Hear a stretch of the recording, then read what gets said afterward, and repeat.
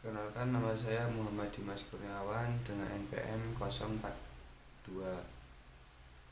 Langsung saja untuk tugas pengganti kelas yang nomor 1 itu jelaskan sejarah Pancasila dari perumusan hingga disahkan menjadi dasar negara. Sejarah dirumuskannya Pancasila sebagai dasar negara adalah diawali dengan pembentukan Badan Penyelidik Usaha-Usaha Persiapan Kemerdekaan Indonesia atau disingkat BPUPKI.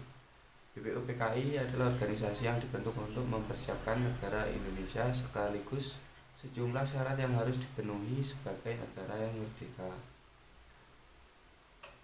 Dalam perumusan Pancasila sebagai dasar negara, pada sidang pertama BPUPKI, Supomo, Muhammad Yamin, dan Soekarno menyampaikan beberapa usulan tentang falsafah atau dasar negara Indonesia. Untuk usulan dasar negara itu Muhammad Yamin pada tanggal 29 Mei 1945. Lalu untuk Supomo tanggal 31 Mei 1945.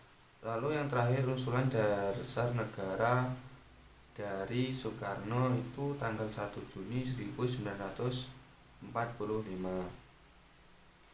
Pancasila ditetapkan sebagai dasar negara pada 18 Agustus 1945 oleh Panitia Persiapan Kemerdekaan Indonesia atau bisa disebut PPKI pada sidang pengesahan Undang-Undang Dasar 1945. Pada sidang ini PPKI mengesahkan Undang-Undang Dasar 1945 di mana terdapat rumusan Pancasila sebagai dasar negara pada alinea keempat pembukaan Undang-Undang Dasar 1945. Lalu untuk yang nomor 2, berikan 3 contoh implementasi sikap yang mencerminkan nilai-nilai Pancasila oleh generasi muda. Saling menghormati. Lalu yang kedua, tidak membeda-bedakan antar sesama, entah itu derajat dan sebagainya, suku maupun budaya. Lalu yang nomor 3 itu mengedepankan bermusyawarah hingga mendapatkan solusi. Lanjut ke nomor 3, Pancasila merupakan sumber dari segala sumber hukum. Apa maksud dan bukti nyatanya? Maksudnya di sini adalah karena Pancasila sendiri itu sebagai dasar negara, maka untuk mencapai cita-cita suatu negara Indonesia ini diperlukan setiap hukum yang dibuat itu bersumber dari Pancasila itu sendiri. Nah, bukti nyatanya apa? Pada setiap penyusunan peraturan perundang-undangan, Pancasila selalu dijadikan bahan yang diambil meliputi nilai-nilainya, kaidah-kaidahnya. Lalu nomor 4, bagaimana cara mengatasi berbagai tantangan pelanggaran atau tidak dilaksanakannya Pancasila sebagai ideologi. Berikan 3 contoh bukti nyata. Yang pertama, memberikan nilai-nilai agama dan nilai budaya sebagai sumber etika. Nah, bukti nyatanya apa?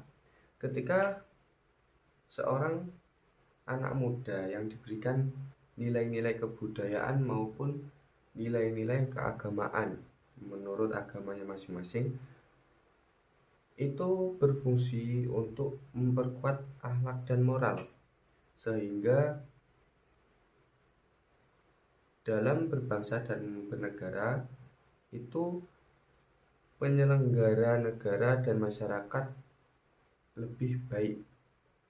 Untuk nomor 2, meningkatkan kerukunan antar pemeluk agama maupun suku.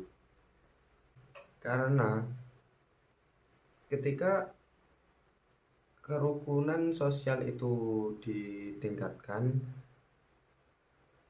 maka kerjasama dengan prinsip kebersamaan oleh masyarakat Indonesia itu lebih dapat ditingkatkan. Kemudian yang nomor 3 itu meningkatkan sumber daya manusia. Mengapa? Ketika ditingkatkan sumber daya manusia, maka setidaknya kita mampu bekerja sama dan bersaing sebagai bangsa dan warga dunia dengan tetap berwawasan pada persatuan, dan mungkin bisa disebut kesatuan nasional.